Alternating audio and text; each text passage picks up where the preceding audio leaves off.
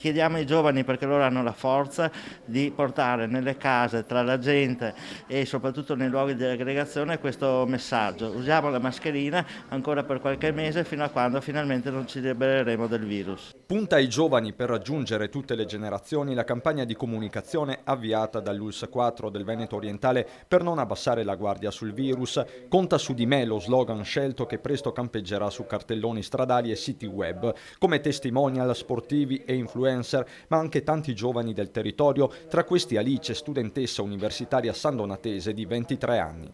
Vale la pena metterci la faccia, far vedere semplicemente gli occhi, ma spero che gli occhi dicano tanto. Occhi che guardano al futuro ma concentrati sull'emergenza del presente con una precisazione, ovvero l'irresponsabilità non riguarda solo i giovani e la movida, anzi. I contagi sono avvenuti anche e soprattutto tra le persone di una certa età, ma che non l'hanno preso dai giovani, ma che l'hanno preso trovandosi a giocare a carte ed essendo impedito questo fatto nei bar lo hanno fatto per le case. Speriamo che anche con questa campagna si riesca proprio a portare questa responsabilità perché è fondamentale per affrontare questo periodo. Da qui la necessità di un patto tra generazioni, come sottolinea la padovana Francesca Toffanin, Miss Italia Veneto 2020, in tasca un diploma di tecnico sociosanitario.